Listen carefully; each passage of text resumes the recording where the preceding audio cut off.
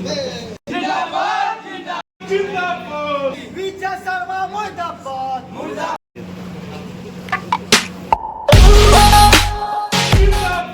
जिंदाबाद जिंदाबाद पुलिस तेरी तानाशाही नहीं चलेगी नहीं चलेगी पुलिस तेरी तानाशाही नहीं चलेगी नहीं चलेगी नहीं चलेगी नहीं चलेगी विजय शर्मा मुर्दाबाद मुर्दाबाद मुर्दाबाद सरकार होश में आओ होश में आओ होश में आओ शासन प्रशासन होश में आओ होश में आओ होश में आओ शासन प्रशासन होश में आओ होश में आओ होश में आओ देवेंद्र भैया जिंदाबाद जिंदाबाद जिंदाबाद देवेंद्र भैया जिंदाबाद जिंदाबाद जिंदाबाद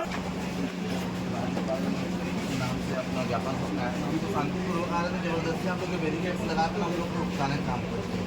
जो आप लोग करवाइए ये तो समझ ही नहीं आता। हम लोग स्टूडेंट हैं, हम लोग आपसे मुलाकात करने आ रहे हैं।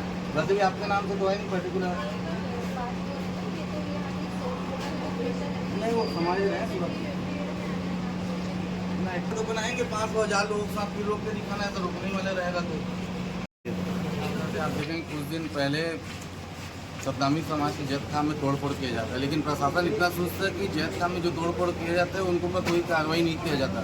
उस सिलसिले में सतनामी समाज लगातार हर स्तर में आंदोलन कर रही थी। इस बीच में कुछ असामाजिक तत्व और तोड़फोड़ कलेक्टर परिसर में आग लगा दी, जिसका लिपापोती करने के लिए भारतीय जनता पार्टी की सरकार, विष्णुदेव की सरकार, विजय शर्मा जो गृह मंत्री है, इन्होंने ये किया कि देवेंद्र यादव जो वहाँ सतनामी समाज के युवाओं के बुलाने पर वहाँ गए हुए थे तो उनको ऊपर न वो मंच में गए न वो भाषण दिए, लेकिन बिना किसी कारण बताए उनको गिरफ्तार कर लिया जाता है परसों।